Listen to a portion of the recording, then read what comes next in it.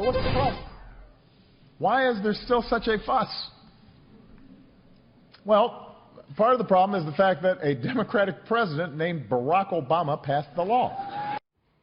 That was the problem with Obamacare, apparently, and that was President Obama, who likes Obamacare. No surprises there. He says it is working, just needs a little fixing, like maybe a single-payer system.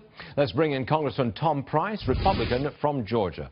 Congressman, hey, I know you're shaking your head about the single-payer thing. I got that. But has Obamacare created problems for your constituents in your area? Oh, without a doubt. I was shaking my head because the president's delusional if he thinks that the concerns we have about Obamacare is that it was passed by a Democrat president and his name was Barack Obama. The problems we have is that our constituents, the men and women and kids across this country, are receiving less quality health care right now than before. As you mentioned yourself, the number of insurers has gone down across the country. Florida from 18 to 5. Here in Georgia, we're seeing insurers vacate the state because the exchanges just don't work. We've had billions of dollars lost in the co-ops. 17 of the 23 co-ops have gone belly up from a financial standpoint. So the quality is decreasing. The affordability is not what it should be. The access to care is not what it should be. So this, from soup to nuts, is a bad idea, not just for the economy of the country, but for the quality of health care in the country, which is why we believe it's time to start over. But the president wants, and I believe Hillary Clinton wants, the public option, which, of course, is a form of socialized health care. It's more government care. What would happen in your district if you got that kind of thing moving in?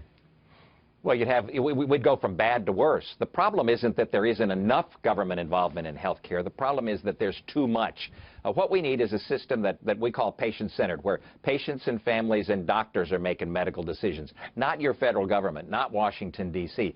There's a better way to do it. It's at better.gop, better.gop. We've put forward a very comprehensive solution for health care that would put patients and families and doctors in charge of these decisions, solve the insurance challenges, save hundreds of billions of dollars, provide more choices for patients, which is what we need. The last thing we need is the government making more decisions. And we've just heard recently that because people are not re-upping in the exchanges, the government's going to assign you an insurance company to cover your health care.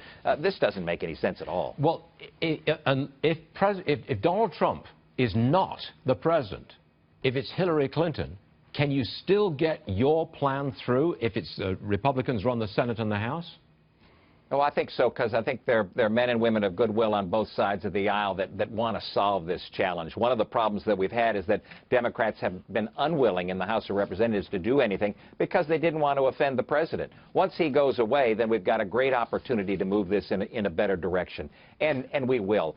There are positive solutions that we can put in place, and that's the goal that we have, is working toward those positive solutions with other individuals who believe that it absolutely must occur. By the way, Zeke Emanuel, one of the architects of the law, was on Maria Bartiromo's show earlier today on Fox Business. He said to fix this little problem with Obamacare, you've got to have an expansion of Medicaid, you've got to have subsidies, bigger subsidies to the insurance companies, and you've got to have more subsidies going to consumers.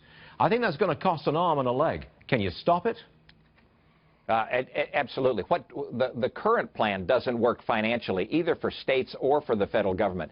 What Zeke talks about is absolutely not just unaffordable, but it's unworkable from a structural standpoint within healthcare. What we need are greater flexibilities for patients and for those providing the care to patients all across this land. We need greater options, greater choices, a higher level of accessibility and affordability for the American people, both of which have gone away. You realize that the premiums across this country are going up by double digits this year, and the deductibles that have skyrocketed, not just in the exchange plans, but in private plans and in employer-sponsored plans. That's because of Obamacare. Health care is less affordable now than it was when Obama put his plan in place. Got it. So, Congressman Tom Price, thanks very much for joining us, sir. Appreciate it. Thank you. Thanks so much, Stuart. All right.